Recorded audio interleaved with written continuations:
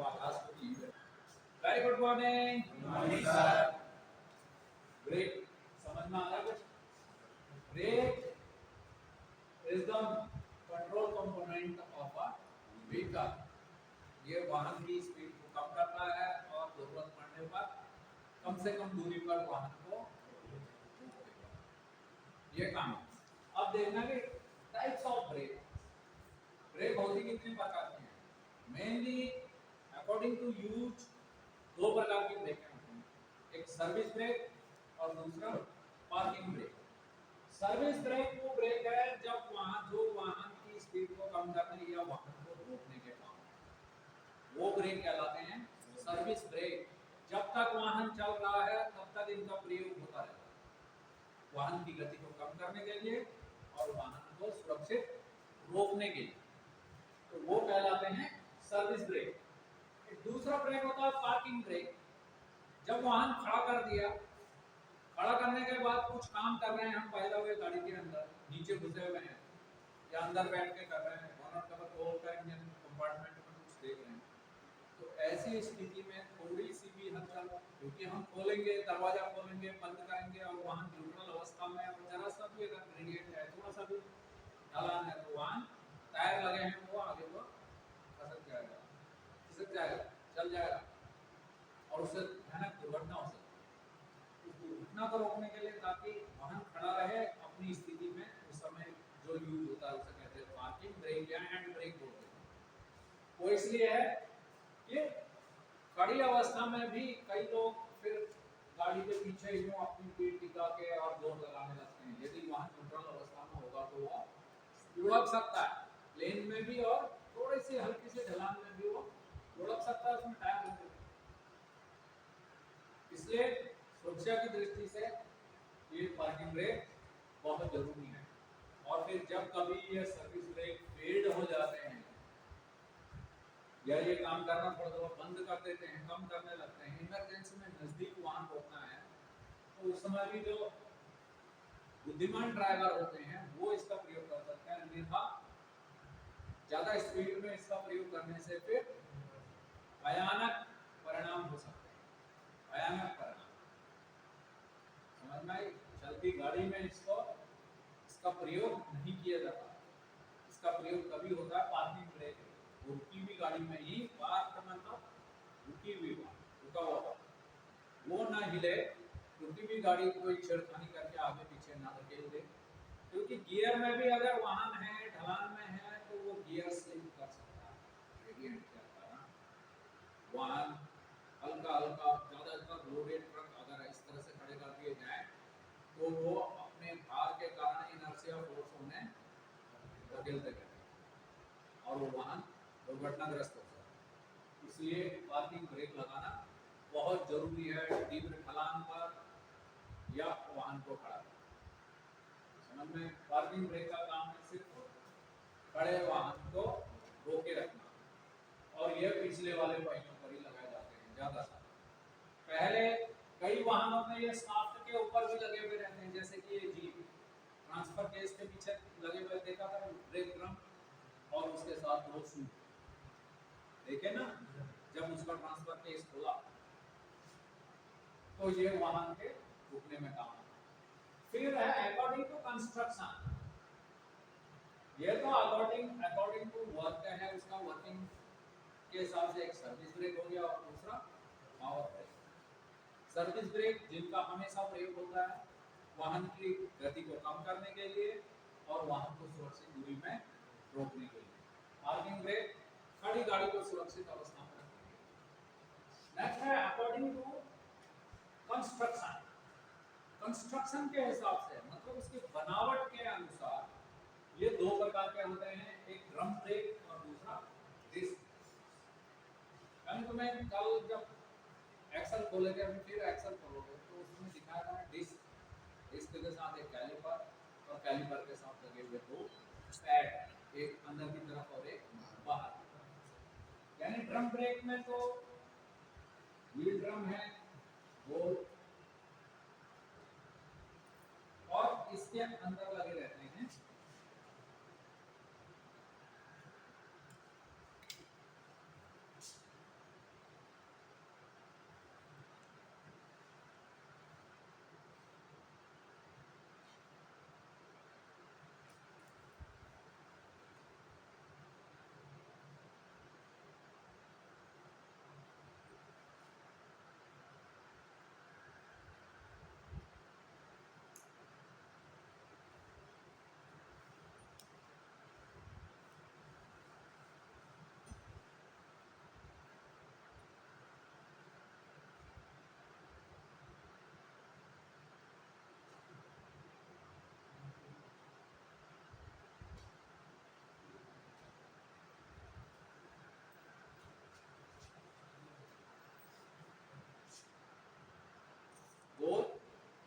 इसके अंदर ये दो ब्रेक शू हैं जो कि एक पिन के साथ पिवट है।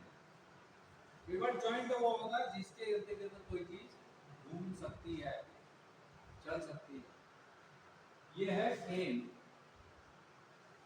इसका कनेक्शन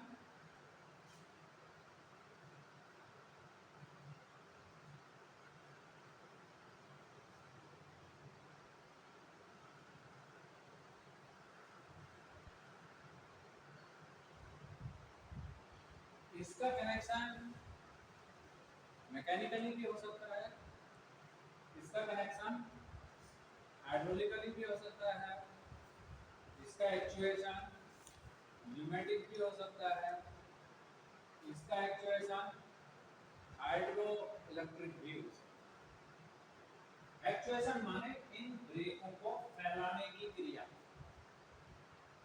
कि ये ड्रम है जिसके बाहर टायर लगा हुआ है, व्हील्स एंड टायर।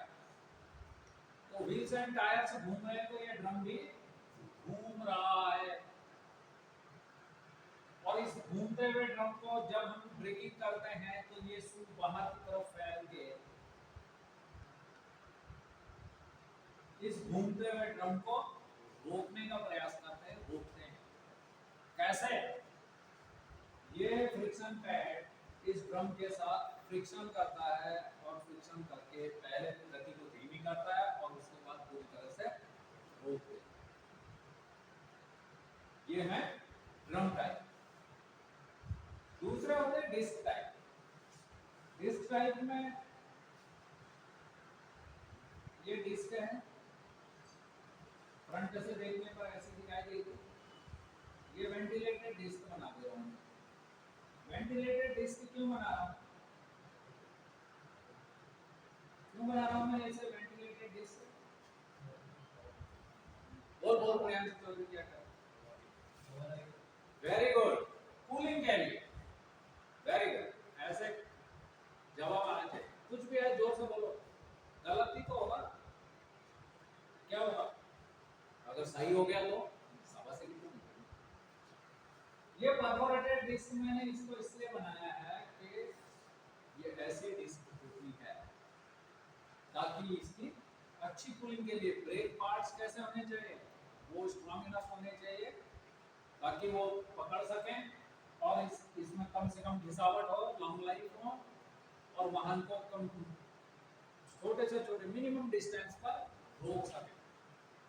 उसके अलावा जो ये गर्मी इसकी उत्पन्न हो रही है ये हीट डेसिपेट भी हो, यानी इनका material good conductor of heat भी होना चाहिए और इनके वेंटिलेशन की पूरी व्यवस्था होनी चाहिए ताकि एयर ब्लास्टिंग इनके ऊपर हो सके नेचुरली।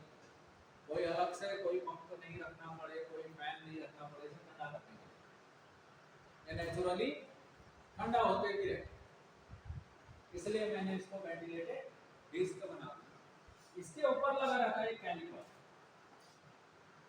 वो मैंने तुम्हें वहां पे दिखाया है।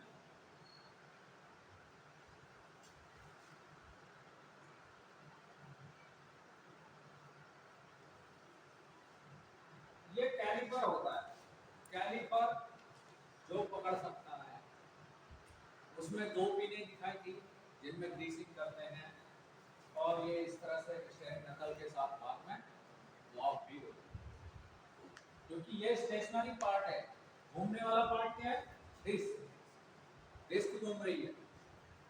एक पैड अंदर की तरफ से लगा दिया और दूसरा पैड बाहर की तरफ। इसमें दो पैड लगा दिए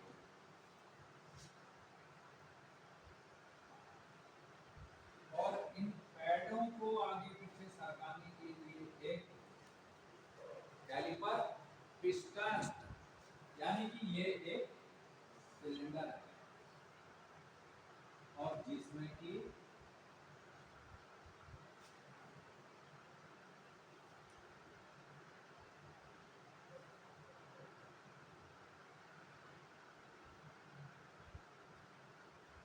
यहाँ पर एक इंजन लगा है और इस रास्ते से ब्रेक फ्लूइड इसके अंदर आ रहा है और उस एयर को निकालने के लिए एक ब्लीडिंग स्क्रू भी है ताकि यहाँ जो भी सिस्टम में हवा है उसे निकाला जा सके।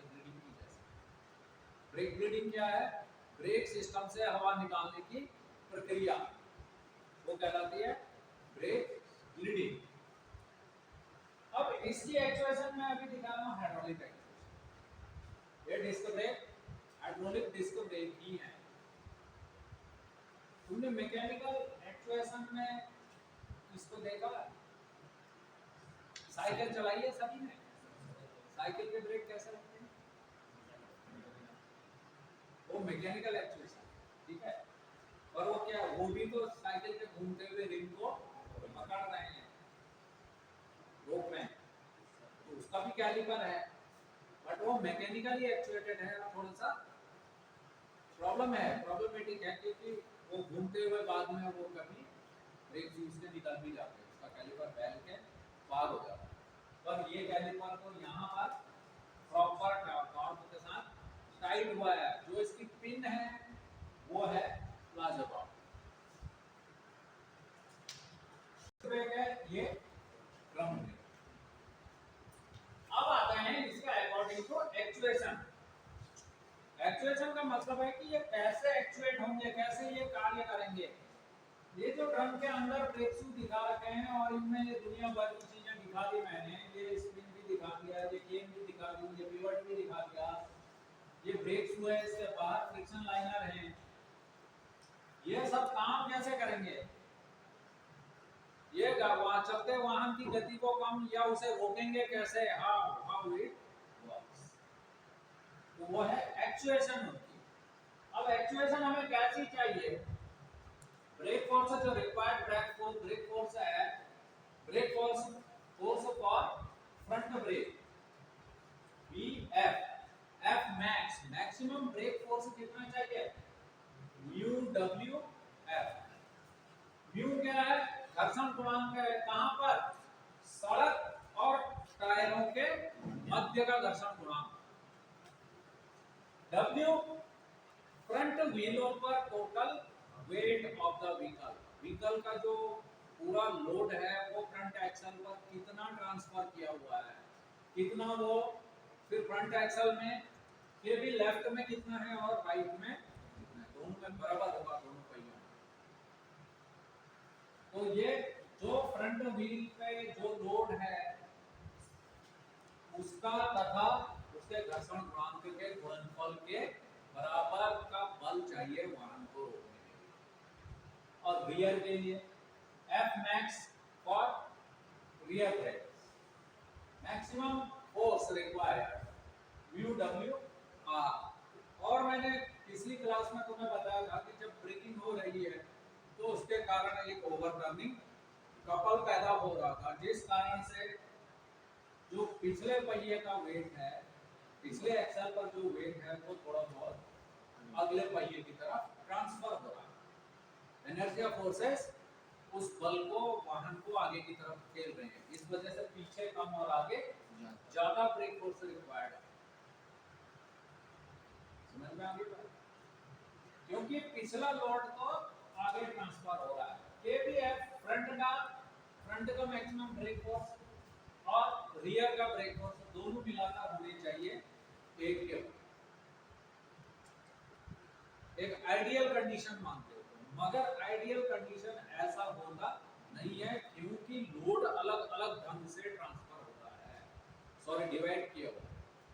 कोई वाहन फ्रंट व्हील ड्राइव है, फ्रंट में ही इंजन है, उसके साथ ही gear box, clutch assembly, transaxle, live axle, suspension parts सब ज्यादा आगे हैं। पीछे सिर्फ डेड एक्सल है, पैसेंजर्स के बैठने की जगह है और थोड़ा लगेज कंपार्टमेंट है, पैसेंजर कार्स। वहां 60% लोड आगे है, हो सकता है 70% लोड आगे। आगे का मतलब क्या बताएगा? सेंटर ऑफ ग्रेविटी से आगे, वाहन की एक सेंटर ऑफ ग्रेविटी, एक चित्र लगा दें इसीलिए उस सेंटर ऑफ ग्रेविटी की ग्राउंड के साथ एक हाइट है और वाहन का एक व्हील बेस है और व्हील ट्रैक है, इसकी लंबाई है, इसकी चौड़ाई है, इसकी ऊंचाई है, हर चीज उसका जो भी उसका डेटा है वो फिक्स है, वो मैनुअल में भी लिखा है, वो तुम्हारे उस वाहन के रजिस्ट्रेशन सर्टिफिकेट में भी कि व्हील बेस कितना है, इंजन कितने सीसी का है, क्या क्या इसके साथ चाहिए, वो क्या क्या इसकी स्पेसिफिकेशंस हैं, टेक्निकल स्पेसिफिकेशंस, सब इस व्हीकल के साथ में डॉक्यूमेंट है। ये ऐसी नहीं हवा नहीं है कोई भी चीज, समझ में आ रही बात?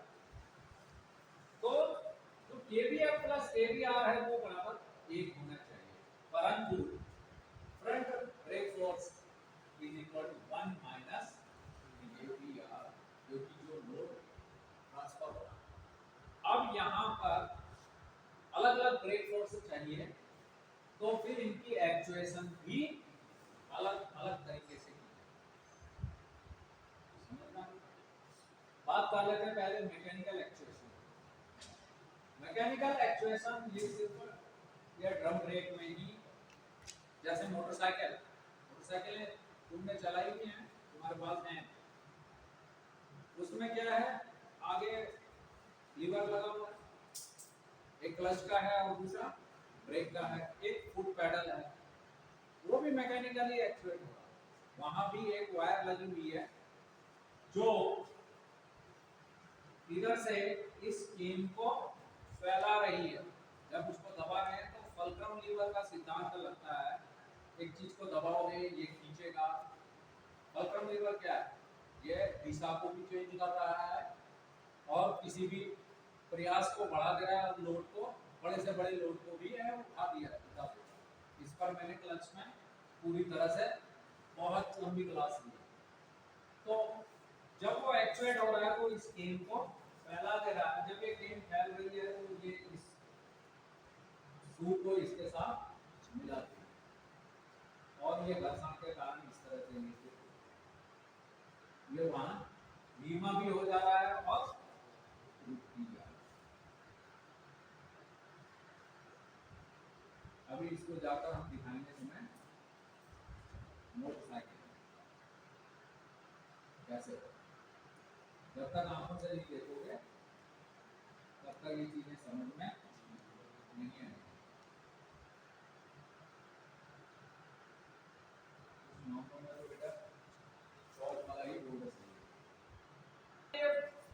तुमने पैडल छोड़ दिया या हाथ का लीवर छोड़ दिया, ये गेम सीख फिर इस पोजीशन में आनी है। जब दब रहा है तो ये फैल रही है और फैल के यहाँ दबाव डाल के इसको रोटेटिंग डिस्क को रोक दे रही है। अब तुमने छोड़ दिया तो ये वापस अपनी स्थिति में कैसे आएगी,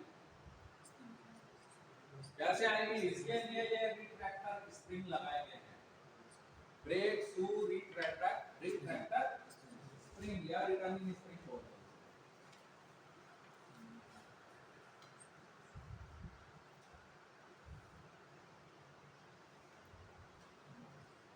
स्प्रिंग क्या है?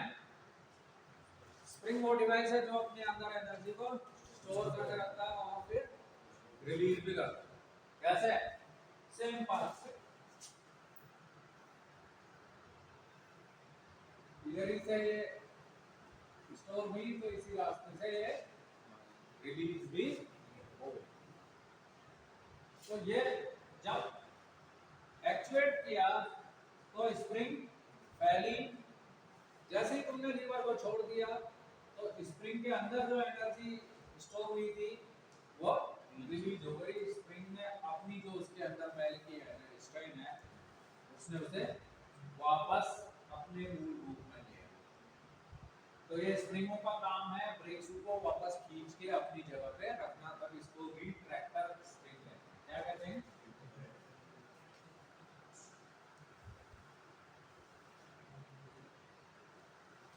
ये वापस उसे अपनी जगह पर खींच के ले आती है और फिर जब जरूरत होती, जैसे ही लीवर दबाओगे या पैर फुट पैडल को दबा रहे हो तो तुम्हारा जो बल लग रहा है वो बल क्रम के द्वारा उसको लीवरेज प्राप्त करके इस केन को फैलाया जाए और जब ये फैल रहा है तो घूमते हुए डिस्क को पकड़ ले रहा, ड्रम को पकड़ ले और वाहन को रोक लेगा या वाहन की गति को कम कर देगा।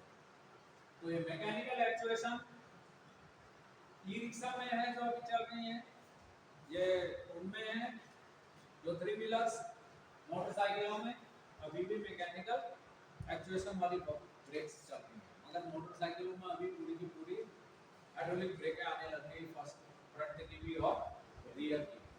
कई मोटरसाइकिलों में फ्रंट डिस्क ब्रेक हैं, उनमें सेम कहानी है, फिर ये सिर्फ हाइड्रोलिकली एक्चुएटेड, यह भी हाइड्रोलिकली एक्चुएटेड हो सकते हैं। एक्चुएशन पहला मैकेनिकल एक्चुएशन मैंने भी बता दिया तुम्हें, समझ में आया?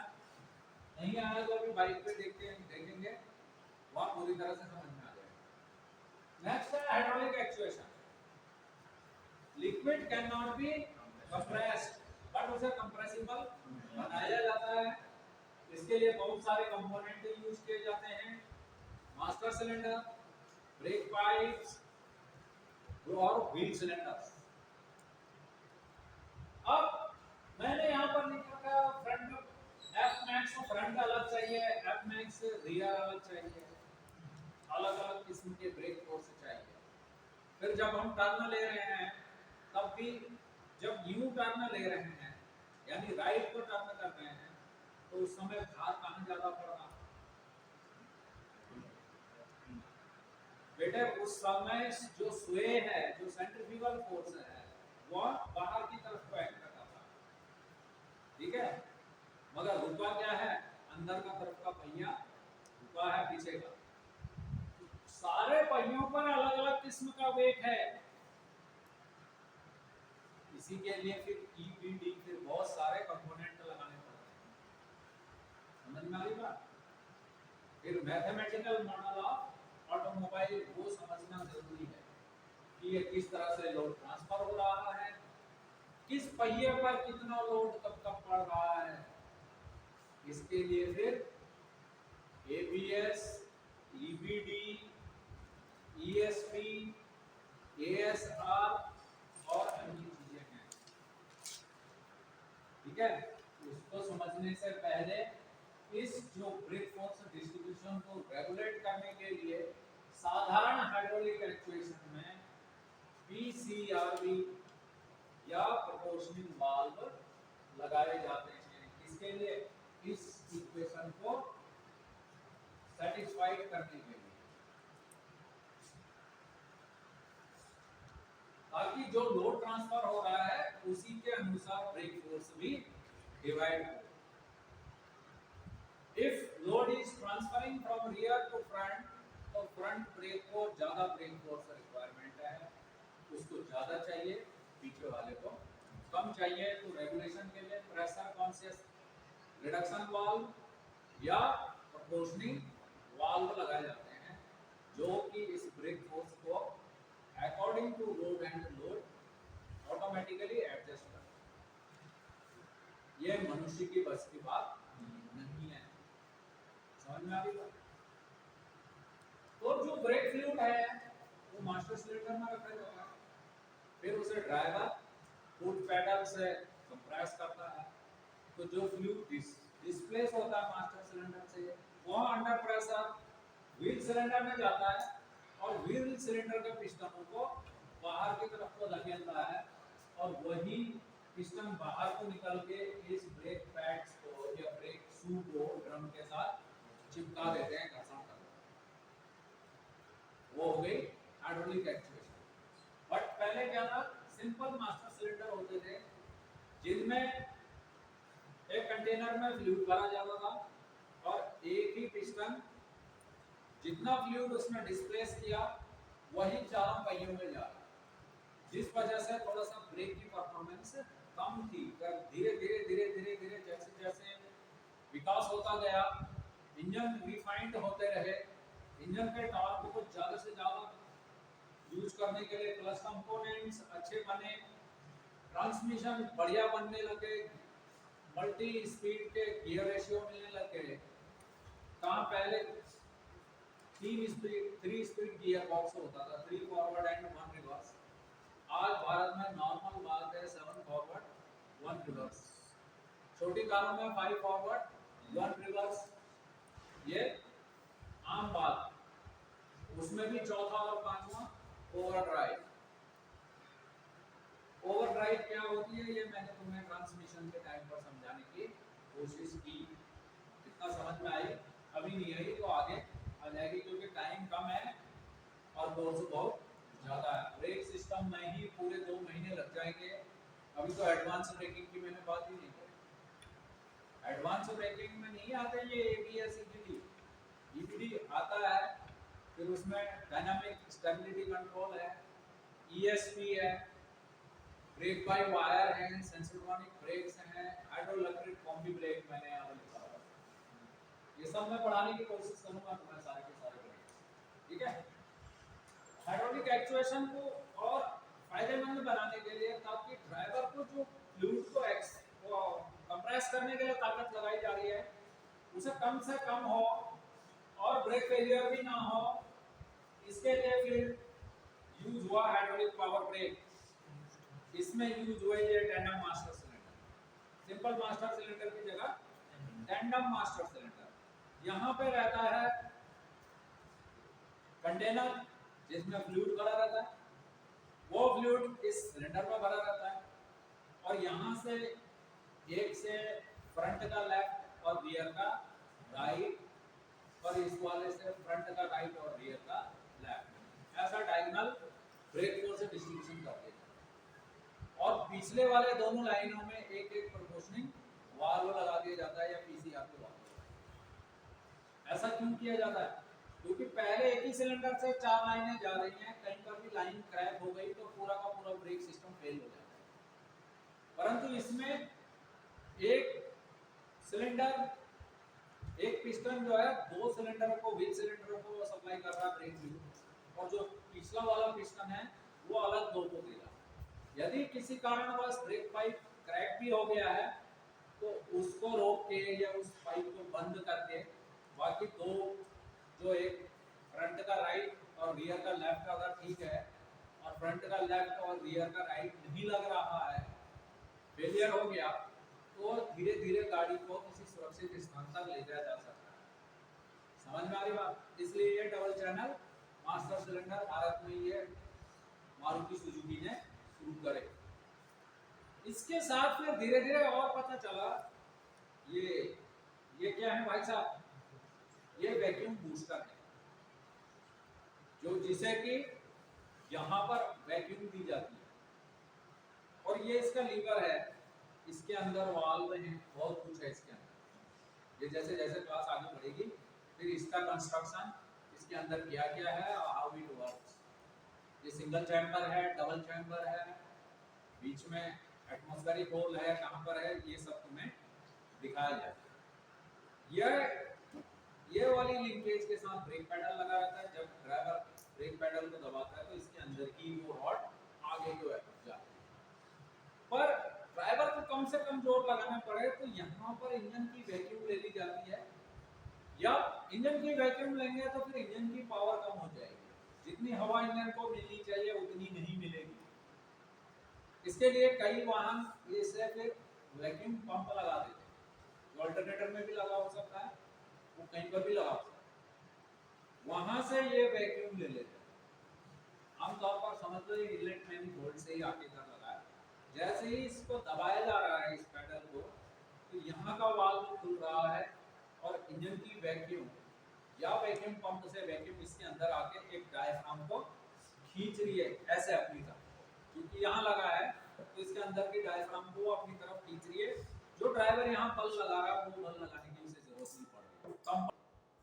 अब जो ड्राइवर पहले 50 किलो का बल लगा रहा था, अब मात्र 10 किलो के बल से ही उसका काम चल जा रहा है और बढ़िया एफिशिएंसी मिल रही, ब्रेक एफिशिएंसी बढ़ गई।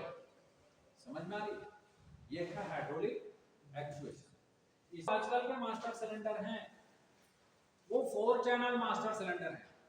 यहीं से चारों पहियों के लिए, आगे के लिए अलग और पीछे के लिए अलग पाइपलाइन गई। ये सब हम तुम्हें गाड़ियों पर जाकर दिखाएंगे, तब तुम्हारी वो समझ में आएगा अच्छी तरह से। तो ये है मास्टर सिलेंडर हाइड्रोलिक एक्चुएशन के लिए, उन्हें फैलाया जाए और सिकुड़ा जाए। Pneumatic actuation. न्यूमेटिक का मतलब है हवा का दबाव, न्यूमेटिक प्रेशर। बड़े बड़े ट्रकों के पीछे लिखा रहता है पावर ब्रेक, बसों के पीछे, उसमें जो ब्रेक यूज होते हैं वो हवा के प्रेशर से ही केम को फैलाया जाता है। केम वैसी होती है जैसे मैंने यहाँ पर अभी बनाई थी ब्रेक ड्रम की, एस केम होती है, एस टाइप, इसीलिए उसको एस केम बोलते हैं। वही नॉर्मल अवस्था में यूं देखोगे तो वो एस दिखाई देगा, और जब ब्रेक लगाएंगे तो ये फैलेगी यूं और ब्रेक शू को एकदम से, क्योंकि एयर इज कंप्रेसिबल और वेरी क्विक रेस्पॉन्स है उसका। सिस्टम में एक प्रेशर चाहिए 1 kgcm² का, मतलब 8 किलो प्रति सेंटीमीटर वर्ग सेंटीमीटर का उसके अंदर प्रेशर चाहिए हवा। और जो ड्राइवर कर रहा है वो ड्राइवर कोई ताकत नहीं लगा रहा है, बल्कि वो ब्रेक वाल्व को खोल रहा है, बस वो एक वाल्व को खोलने के लिए ही पावर लगा रहा है ऊपर से, बाकी सारा काम हवा का प्रेशर कर दे रहा है बहुत तेजी के साथ। इसीलिए वो हैवी व्हीकल्स में यूज होता है, वो कारों में प्रयोग नहीं होते हैं। कारों में एसयूवीज में ज्यादातर हाइड्रोलिक पावर ब्रेक ही यूज किए जाते हैं। पावर ब्रेक इसलिए कह दिया कि एक तो हाइड्रोलिक प्रेशर का यूज हो गया, दूसरा वैक्यूम का यूज हो गया, इंजन की वैक्यूम का, ड्राइवर की ताकत कम से कम हुई, आरामदायक ड्राइविंग हो गई और दुर्घटनाओं की संभावनाओं को कम से कम कर दिया। और वहां न्यूमेटिक पावर ब्रेक जो है एयर ब्रेक, वहां पर सारा न्यूमेटिक प्रेशर यूज किया गया हवा के दबाव से, बस ड्राइवर जो ब्रेक वाल्व फुट ब्रेक जब वो दबा रहा है तो एक वाल्व को खोल रहा है, और उस वाल्व को खुलते ही अंडर प्रेशर हवा अगले और पिछले ब्रेक चैम्बर्स में पहुंच रही है। समझ में आ रही बात? वो जब लेआउट देखा जाएगा तभी उसकी सारी एक्चुएशन समझ में आ जाएगी। It's enough for the day. इतनी बात समझ में आ गई? ब्रेक कितने प्रकार के बताए फिर अकॉर्डिंग टू कंस्ट्रक्शन कौन कौन से? Disc brake and drum brake. But according to work मैंने जो सबसे पहले लिखा था वो कितने प्रकार के लिखे थे? कौन कौन से? Service brake and hall brake. Service brake क्यों कहते हैं सर्विस ब्रेक? क्योंकि जब तक वाहन चल रहा है उसका प्रयोग हो रहा है, उसकी वो सर्विस में है जब तक वाहन चल रहा है, इसीलिए उसको बोला सर्विस ब्रेक। और जो सिर्फ पार्किंग के टाइम पर सुरक्षित रखने के लिए यूज हो रहा है वो है पार्किंग। उसके बाद according to construction disc brake and drum brake. फिर according to actuation hydraulic mechanical actuation, क्योंकि अब वो बहुत कम रह गया इसलिए मैकेनिकल में पढ़ाना ही नहीं चाहता, वो हाथ से प्रयोग करने वाला वो एक ई रिक्शे में रह गया, थोड़ा 3 व्हीलर्स में रह गया, पर वो चल रहे हैं, बाइकों में चल रहा है। तो अभी जाके तुम्हें दिखाया जाएगा बाइक हो के, ठीक है ना, कैसे काम करता है। फिर उसके बाद hydraulic actuation, pneumatic actuation, hydro electric combi brake भी होता है, और इलेक्ट्रिकल एक्चुएशन भी होती है। जो ट्रेलर होते हैं लंबे लंबे, उनके जो पीछे वाले व्हील हैं, फिफ्थ व्हील कपलिंग के बाद के पीछे के, ट्रैक्टर अलग होता है उसमें, उसे घोड़ा बोलते थे, और पीछे ट्रेलर होता है, तो उस ट्रेलर में इलेक्ट्रिकल ब्रेक होते हैं। हाइड्रो इलेक्ट्रिक कॉम्बी ब्रेक भी होते हैं, और फिर कई प्रकार के ब्रेक होते हैं, उस पर आगे बात करें। So it's enough for the day, have a great day.